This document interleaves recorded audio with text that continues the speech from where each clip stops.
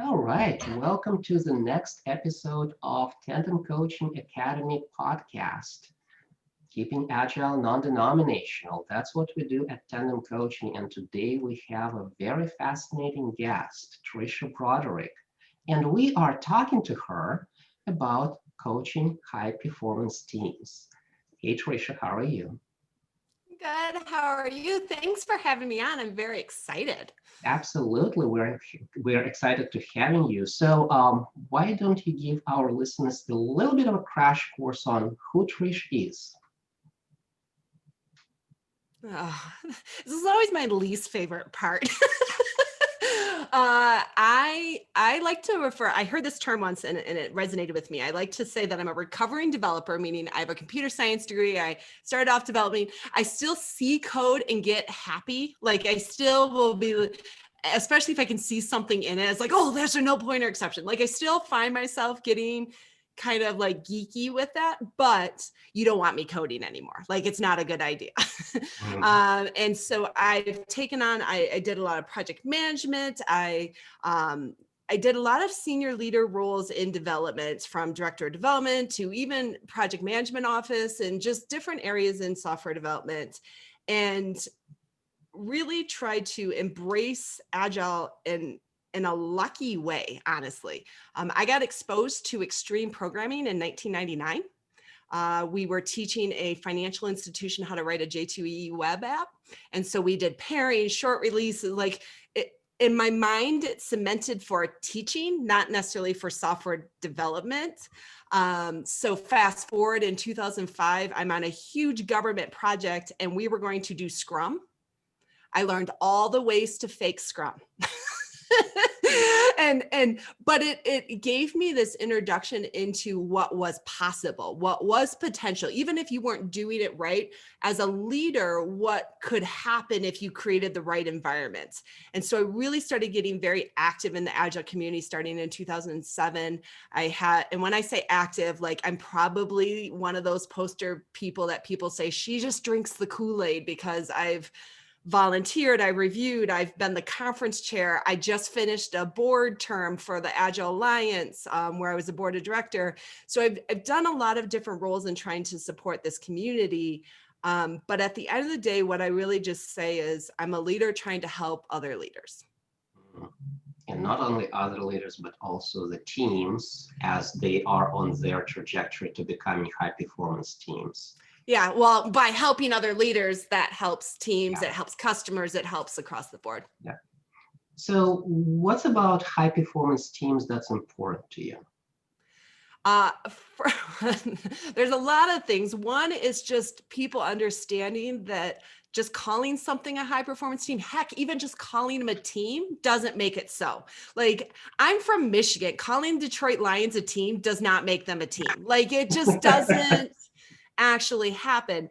And so I think a lot of people misunderstand, like, a lot of times they'll have a group together that cooperates, that works together a little bit, but is willing to help each other. But at the end of the day, they're not really collaborating. They're not really challenging each other. They're not really pushing the boundaries of what's possible. And that, until you're doing that, that's when you're tapping into the high performance, when the leader's no longer the hub, when you're really get shared ownership that's happening, is really where you're getting at a high performance. And so I think that a lot of people will call a group a team. And then I think a lot of people will call a team a high performing team, but then be frustrated that that leader feels like they can't take a day off, or that leader feels like they have to make sure nothing falls, or that leader wishes they could clone a couple people on their team, right? And not, because you don't know what you don't know. You're performing, you're getting results, but you're not getting high performance results. And so I think, to answer your question a little bit, I think very few people have truly experienced high performance, because when they do, your tolerance for any of the other stuff is like zero. And so the fact that a lot of people are like, yeah, this is fine, tells me a lot of people haven't really experienced high performance. They're just saying it.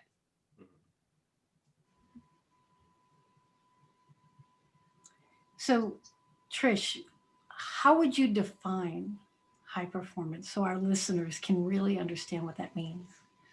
Um, one, I don't think it's looks exactly the same as every single team, which is why it's hard.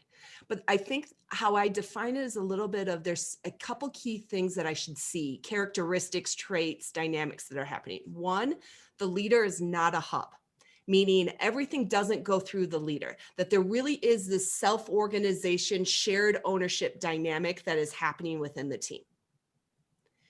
Two is that the team stops having all kinds of racy or, the responsibility, accountability, consults, right, inform, or boundaries, or that's my role, any kind of handoffs, that there's really this shared ownership when it comes to the goal at hand, where they're challenging each other, not just I'll do my part because that's my mastery, but also going, hey, Sherry, I know you've been wanting to work on this. Let's do on this together, right? Like this actual encouragement of challenging and leveling each other's masteries up is happening in a high performance team that you do not see happening in others. The other is where the high performance I see, and I'm trying to stick not to the results like innovation and quality coming out, but just like the characteristics of the team dynamic, is there's not a lot of experimentation.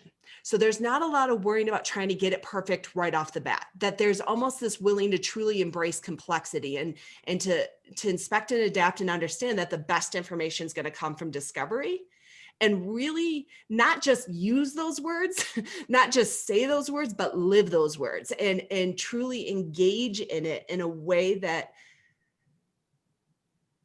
kind of becomes just natural. Like when they're not, I love it. I had a UX designer once say, almost when we're not experimenting and changing, it feels wrong now, right? Like that it's just, okay, what's the next experiment? And I think that those dynamics become really what true empowerment is. Not saying you're empowered, but actually if once you have that kind of environment, now you really feel empowered, which gets you the high performance results. Yeah. So then how do you make the connection then? If the team's not wrapped around the leader, what is the work you're doing with the leader? Why do we even need one? Oh, yeah. Man, I felt every part of my body just curl up with those last words of your question, man. I remember sitting, Declan actually remembers, Declan Whelan was giving a session once at an Agile Alliance conference. And I can't remember what year it was, but it was early. It was like 9, 10, early, long time ago. And I remember sitting in there, and I was an executive sitting in his session. And the whole session was just basically bashing executives, bashing leaders. He wasn't doing it, but the session had turned into that, right? Like it was like, we're agile, we are self-organizing, we don't need leaders. And I'm sitting in there going, I don't feel like I'm what you're highlighting, but let me tell you, I'm never coming back if this is right, what is going on. And I ended up speaking up, and then a number of people kind of highlighted, and it became how Declan and I became friends was from that moment, because he found me afterwards. I think the Agile community as a whole, not everybody, but the Agile community as a whole did a real disservice. Instead of teaching managers and leaders how to not command and control, how to not lead from the way that they were taught to lead, but to lead in complexity, not in complicated type work, right? By not teaching them, but by just saying, get out of the way, you're causing us problems, we completely underestimated what people need in order to get to high performance. I have to have some two-way trust. Just because you tell me I'm empowered, if I don't know how to do the thing, all you're doing is aiming a bus at me. I need some training, right? If I'm nervous, like what if I get fired? I have a family to feed. I support, like I need someone that's encouraging me, supporting me, challenging me, understanding what I'm capable of. And I always like to kind of push people on this and like, well, we don't need leaders. I'm like, yeah, can you think of somebody that you had as a mentor, or they could have been your direct manager or not, but that just, you felt like they believed in you and you wanted to like go above and beyond for them, right? Like you wanted to make them proud. And so I think about leaders that are trying to move from that hub position over into a leader for a high performing team. There's a number of things that they have had a disservice of they haven't received the right training. They don't know what skills they need. We are taught skills to deliver, not skills to lead often. And so sometimes those leaders are promoted for their individual contributor delivery skills, not for their leadership skills. So we haven't given them the right skills. Two, we also don't recognize how difficult it is to let go and to build two-way trust and how to do that in a functional way. And because we can rationalize, oh, I was great at it. I would rationalize things like you would not believe. I spent, I'll give an example. On that huge government project, we got penalties if we didn't deliver a document on time. So this wasn't just like you missed a date. You actually financially, and these were not trivial penalties, right? Like these are huge dollar penalties with your name in the paper that can influence an election, right? Like this is, and so, I mean, from a leader perspective, this is intense. I have to. And those words always come out of your mouth first, right? Like, it's like, I have to. So I would take this huge document home. I would take a red pen and I would go to town on it. I would bring it back and I'm like, okay, fix all these problems. And then the next one, I'm like, okay, I have to, I got to make sure it works. I can't let any balls drop. And I would take it home. Only they were the same errors. And I was livid. And I went back into work and I'm like, and I threw the document, and these were big documents. So when I threw it on the table, it was very dramatic. Okay. Very, very dramatic moment. And I was like, what is this? Like, did you even try? And I'll never forget the words that got said to me that made me realize I was the problem. He went, I'm just getting it close enough. I know you'll find it. It's okay. Oh my gosh, I'm the problem, right? And so I ended up saying, I'm not doing it for the next one. And guess what? Next one's quality was so much better. And so in a lot of cases, there needs to be better support for leaders and understanding what they're doing for the short term and how it's impacting that long term. And because I believe most leaders want good things. And so they want the team to succeed, right? They want all of those things, but they don't know what else to do. So to your second part of your question is like, well, what else do you do? Well, some of that is what else could I be training my team on? What else can I be challenging my team on? What bigger organizational challenges are happening that's impeding and causing issues that I can now focus on because I'm not just doing a code review that I shouldn't be doing, right? And so that answer is kind of loaded because it's different for everybody, but I've never seen a leader get to a high performing team and go, oh, I have nothing to do. Like, it's never, it changes, it's different, but I've never seen a leader. In fact, they usually just get bigger challenges of things to work on. And probably it would be fair to say that on that road that's littered with bigger and bigger challenges, every leader needs some form of support. And it seems like you got that support and you realized that you were having that support. So how did you get to this idea that coaching is an integral part of leadership development? Yeah. So I don't call myself an Agile coach. I say I'm a leader that coaches, that trains, that mentors, that facilitates, that cheerleads, that, right? Like I do a lot of things. And one of the skills that I do is coach. And because I was a leader. I remember going to Agile conferences and like, oh, you Agile coaches, you're weird. like I'm an executive, right? Like it didn't make any sense to me. But every time I'd sit in a session, I'd go to a session and I'm like, wait, I do that. Wait, I thought this session was for Agile coaches. Wait, that's way better than what I'm doing. I'll remember this moment. I don't know if a lot of people know or remember or know Pollyanna Pixton. Were either of you familiar with Pollyanna Pixton? I'm not making this name up. She's a real person. But everybody always is like, are you making that name up? No, I'm not. She was a big influence on me on many things. And I used to call her, I don't want to swear, bad blank leader. Like she terrified me at times because she would give a session and she was just no, like, you are not the expert, your team is the expert, right? And I'm like, but, because I would always sit in that, but I have to dynamic, right? And for anybody who knows me, of course, I went up to her and talked to her afterwards, like, because that's just who I am. And she challenged me. Like at this point, I had seen her at a couple conferences. And so she challenged me. And the best way to get me to do something is to lay down a bet. And so she was like, you know, the next conference, you buy my drinks. If you can't do it, I'll buy your drinks if you do, but here's your challenge. And I'm like, okay. She goes, don't answer a single question. Only ask questions for a day, for one day. As that leader, as that director of development, don't answer a single question. I'm like, I got this, like totally got this. I didn't last 15 minutes before I was like, oh, and I was just, and they just kept coming to my door with quick questions. And I was like, what?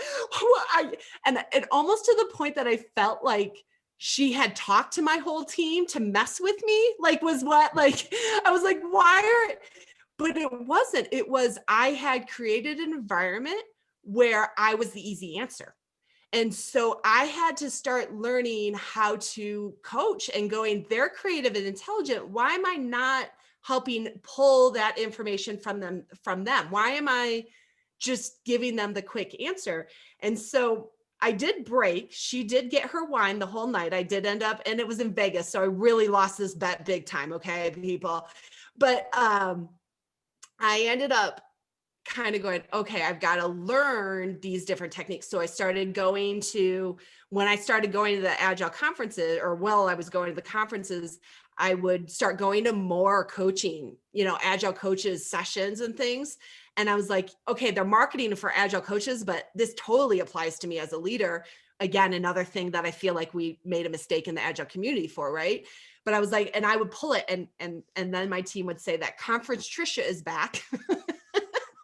And Conference Tricia would be trying to use all these different tools and different techniques. And I started realizing how powerful not being that hub, not being that source of content, and really coaching and facilitating as well, in terms of really using those skills that I wasn't using well. I was saying I was, but I wasn't doing it, right? And so doing it more and more. And to the point that then I got an email once, or a text, and I'll never forget this text. Like the text was like, thanks for a great one-on-one. And I was like, we didn't meet. Like in my mind, I'm like, did I lose my mind? Did I meet with this person this morning? And so before I can respond, he was like, yeah, I went to talk to you, but then I realized you were going to just look at me with that look of like, you know, the answer. And I knew the answer. So I just needed to do it. And so, yeah, thanks. And I'm like, I am in your head. Like I don't even have to do anything anymore. But I think that's the power of coaching, right? Is you're building the confidence of that other person to not only analyze something, to think about it, to dive into it, but then to have the confidence to do it and not need the validation of somebody else. And so with every experience of that, it just made me go, okay, I got to go back to another conference. I got to go to another training. It just made me realize that this skill was a skill I didn't have, but I needed dramatically if I really wanted my teams to go to the next level. So Trish, I get it. You were like, the dark power of telling was really strong within you. And you were great at delivering stuff. You were really good. Yeah. So why coaching? What did that give you that you didn't have before? Oh, that's a fantastic question, because honestly, I don't think if you had asked me that before, I could have ever said it. And here's what I will highlight now.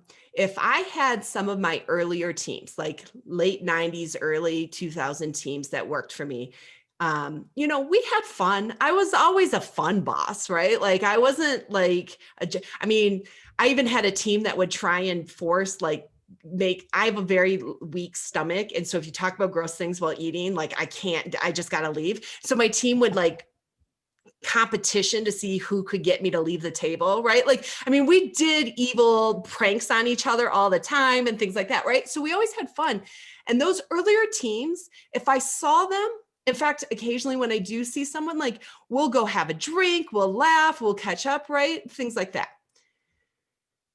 But if I'm really core honest in this one, and it hurts me to admit this, but I will admit it, as much as I liked them, as much as I thought they were quality, they were a resource to me. They were a means to accomplishing the goal of delivering for that customer. I didn't know much about their families. I didn't know much about their challenges or things they wanted to accomplish. I didn't help grow. I focused on the delivery. I focused on by making fun, right? And things like that. But they were a means to an end. And it sucks for me to admit that. It like hurts me and it's embarrassing to admit it today. Versus really when I started getting more and more, and before Agile, but as I started getting more and more involved, I now see somebody on one of those teams. And I say this carefully because I don't want it to sound arrogant and those things, but we don't talk about the product. We don't talk about the delivery. We end up talking about their growth, what things they're challenged by, what purposes they've been able to do, masteries, and just here's an example of one of them. I'll give you this example. A woman that used to work for me went on to another company, is doing that work. She ended up getting like the Mentor of the Year award at our company. And she messaged me to tell me that I won the award because she wouldn't be who she was today if it wasn't for me. Getting those kinds of messages, getting those where I didn't just make a period of time enjoyable, but I changed and helped somebody be better or grow or gain confidence or do something they thought they couldn't. That is a value, a purpose that I can't imagine my life without now. When I hear you talk about this, what I really think I hear is not just that you learned some new skills, you learned how to ask questions. That's a do thing, right? And I did this new thing, I behaved a different way. What I hear is that ultimately your whole mindset shifted and the way you see other humans shifted. Yeah. Yeah. It's funny because the question that someone early on in my early days, I think it was always there in some forms, but it was delivered poorly, meaning that's why I always have a hard time when people are like, oh, that's a project manager, they can never be an agile leader. Bull. Like, no, like I think they just have to untap into it. And so that's what I think I did, because at the end of my day on that huge government project, even though we were doing Scrum, we were totally not doing Scrum, by the way. My last question to people, I would walk around individually to people and go, is there anything I can help you with before I leave? It was a question that I asked every single day. But even in that question, like I was always trying to serve and help others and do that. But even in the delivery of that question, first I was asking individuals. Second, I was asking, and it's like, what do you need from me versus what do you need? And right, like, and so just little twist of that. I didn't change core who I was, but I tapped into powers that I didn't know I needed or they needed. And so it was a matter of me realizing that the very things I ultimately wanted was everybody to be successful, the customer to be happy, all of this.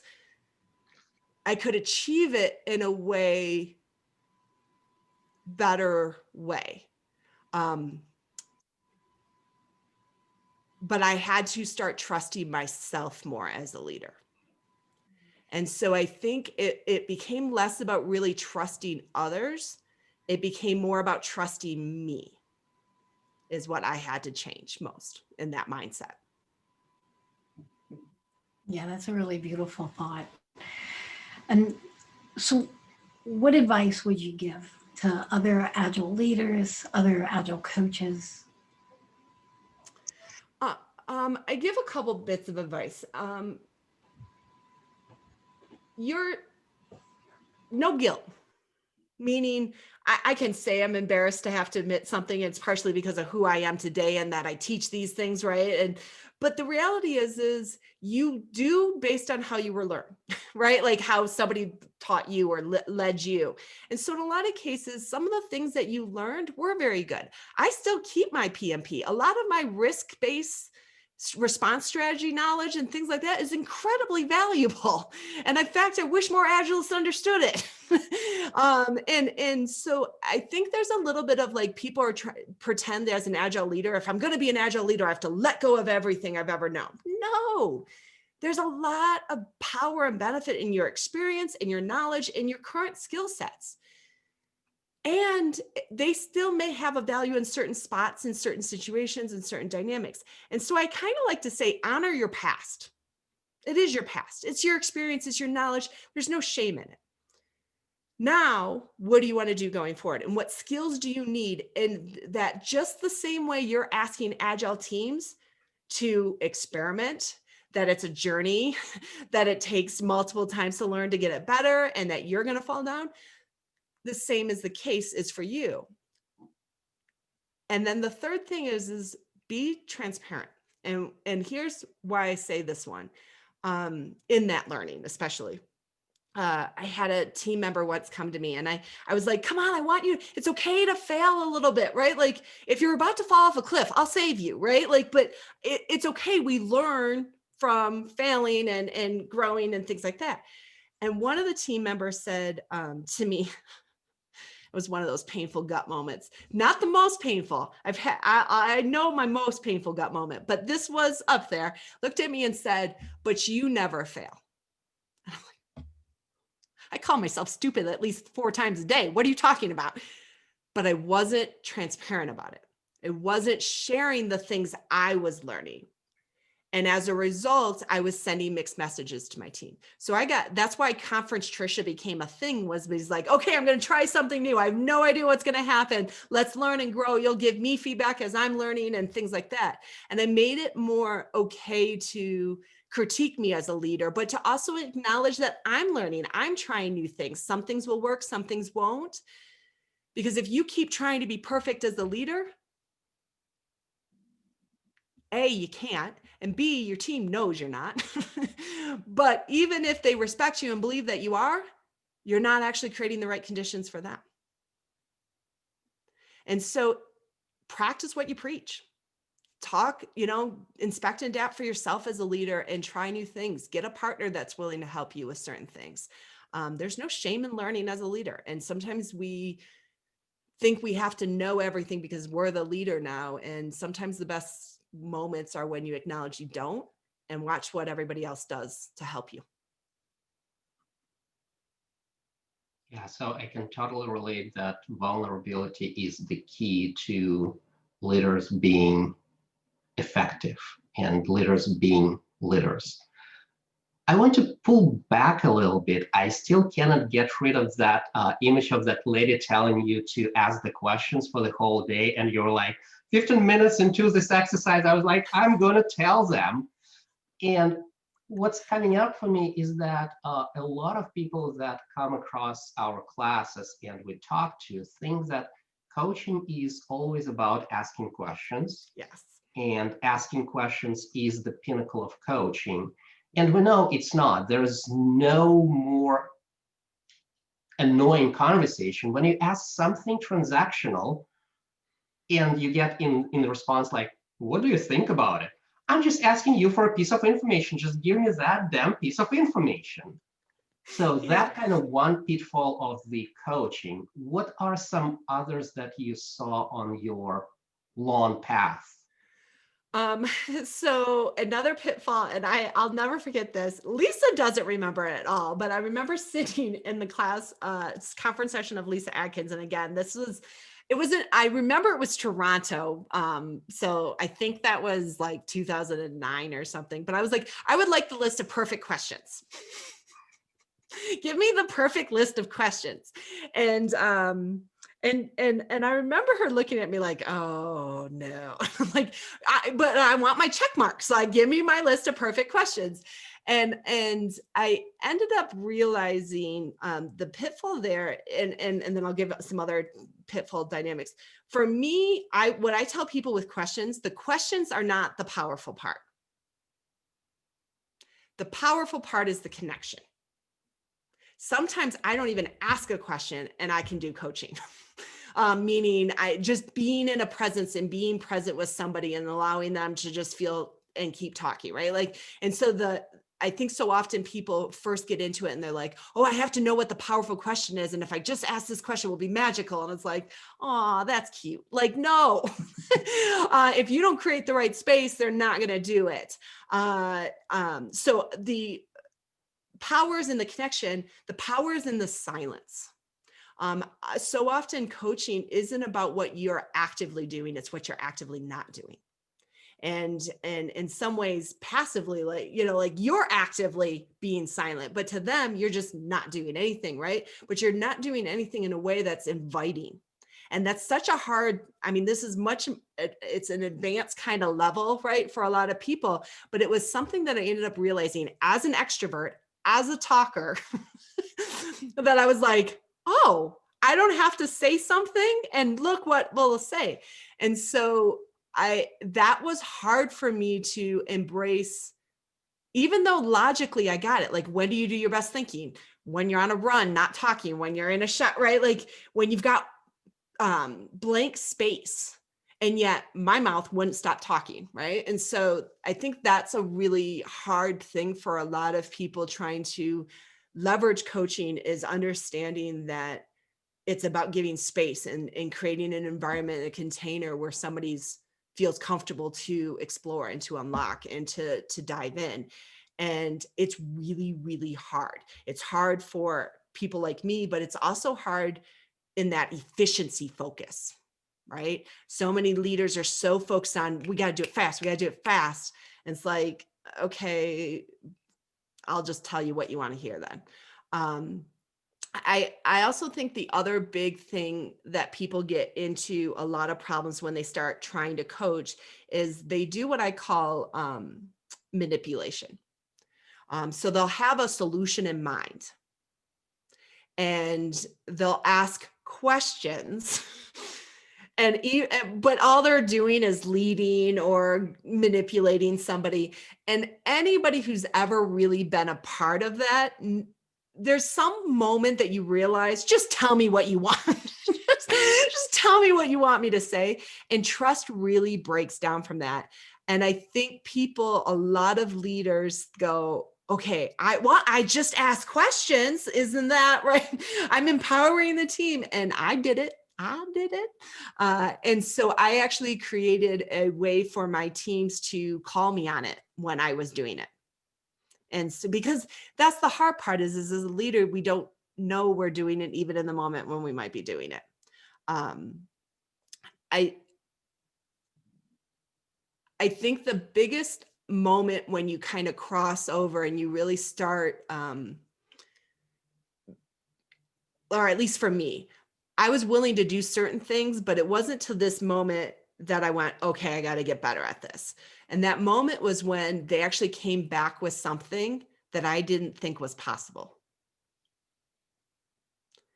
And I went, oh, I'm not, I would have hurt this team.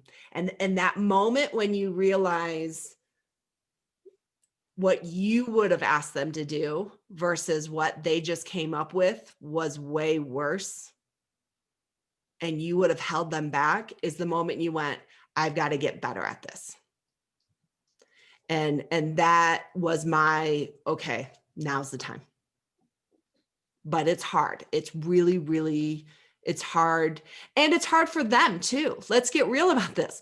I mean, it wasn't just me struggling with 15 minutes of not answering a question. They're like, is something wrong with Tricia? Like, because we build up these habits of how to interact with each other. So you got to, again, being that transparent of what you're trying to do and how you're trying to do it.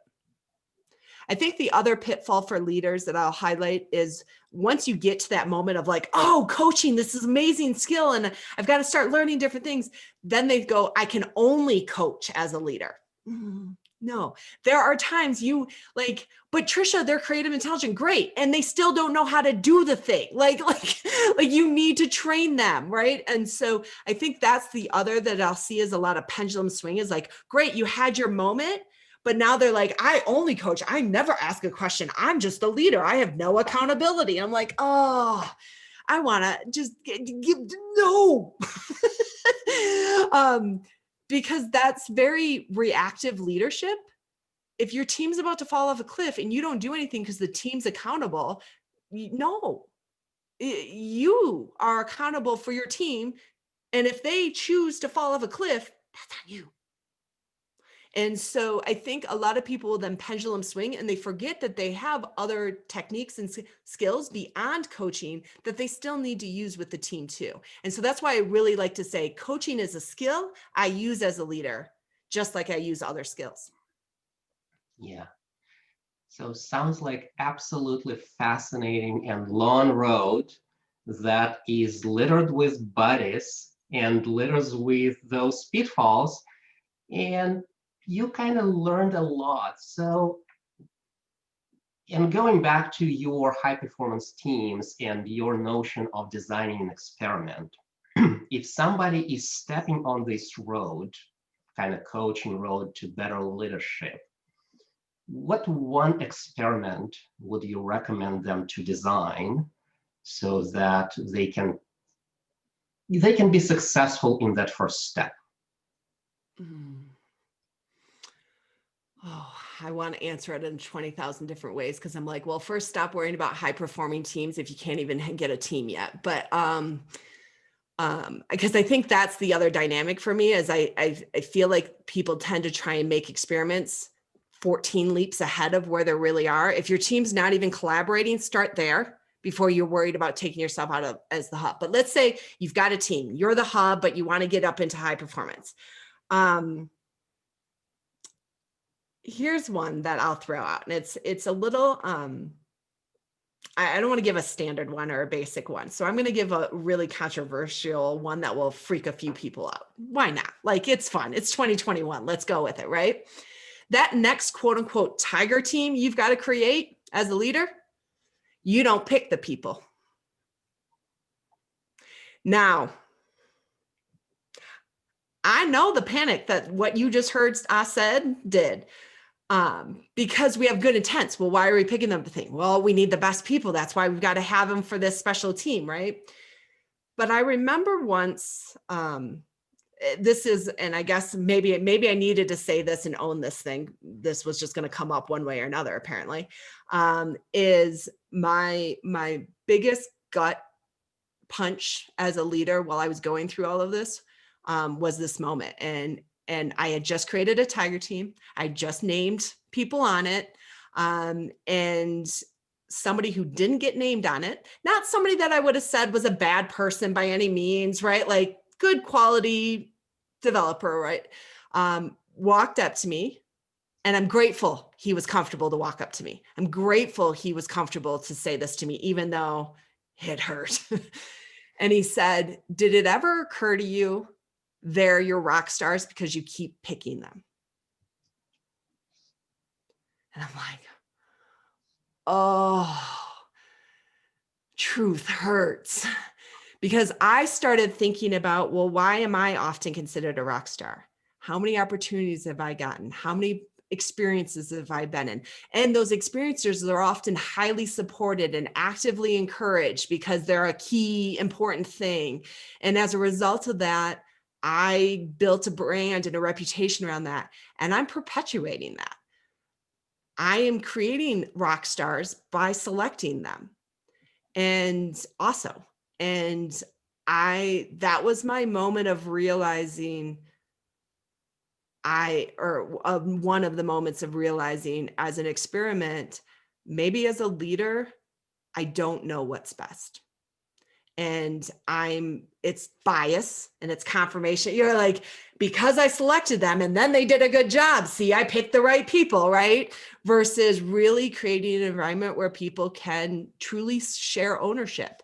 And so I went to much more of a model of volunteer selection after that. And that was a huge proponent of leaders becoming more about the environment and the people and less about and the team owning more of the result. And so if I was going to give an experiment with that, that's one. And I know I freaked a lot of people out with that. So have fun with it. And I'm sure a lot of our listeners might get freaked out, and some of them might just go and try and do that. And I know you as a great trainer. You did a lot of work with Jake and kind of on your own. And I know there are some professional changes afoot lately. Mm-hmm. What's going on? So we, I actually, because not only do I not call myself an Agile coach, I tend to even forget that sometimes I'm not a practitioner.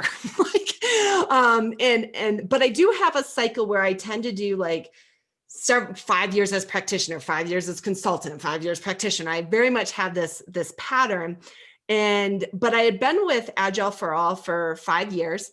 Honestly, there were no plans in leaving Agile for All. Then the pandemic hit, and we got together as a group at the very beginning of the pandemic. A small group of us, but we all got together in March of the pandemic, and we basically said, look, we don't know what's going to happen. Like, we're not just in complex, we're in chaos right now.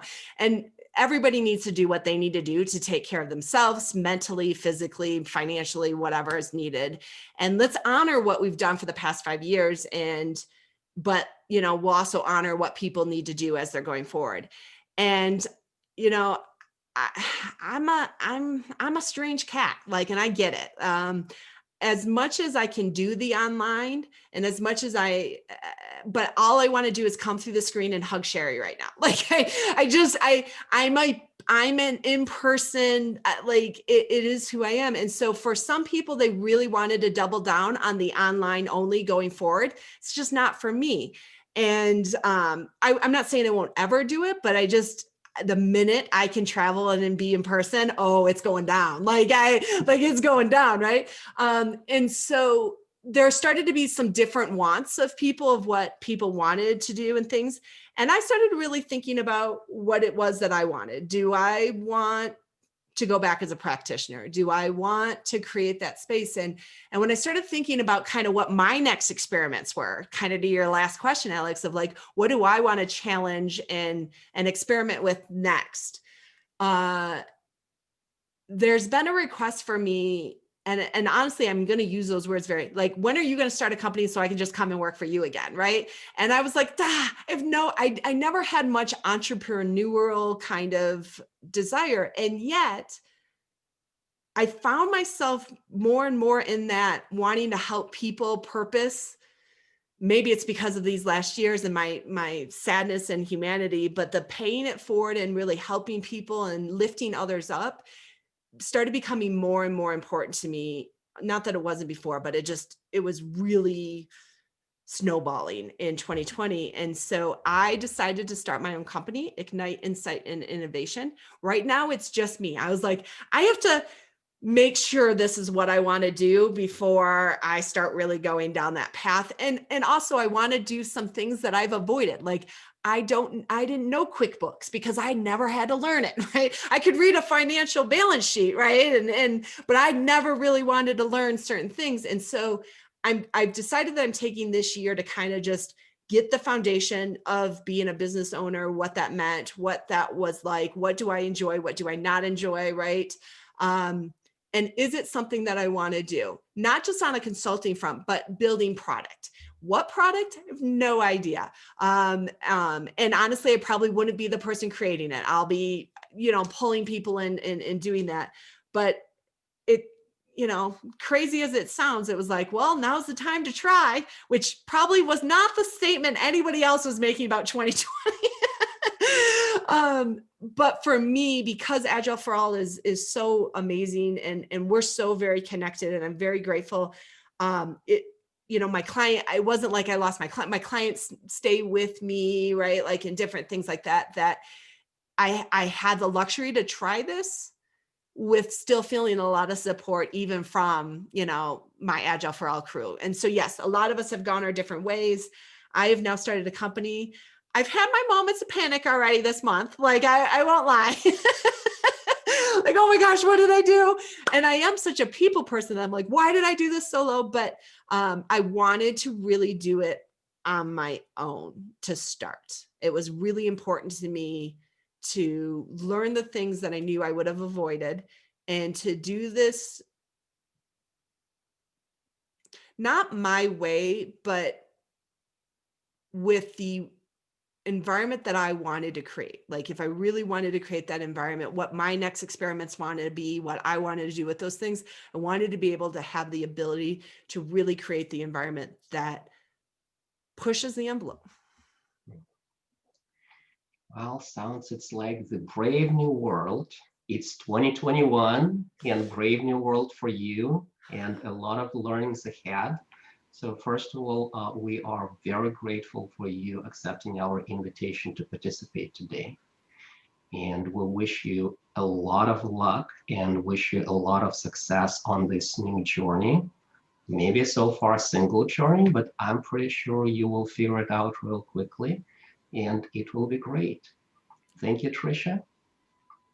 Thank you. This was wonderful. I'm really honored to have been a part of this. Yeah, thank you. It's you're one of the most powerful, courageous, insightful women that I know. So it's been really amazing to have you here. Thank you very much. Thank you. And this has been Tandem's Coaching Academy, Keeping Agile Non-Denominational podcast. And we had Tricia Broderick, and this was Sherry Silas and Alex Goodner. Goodbye.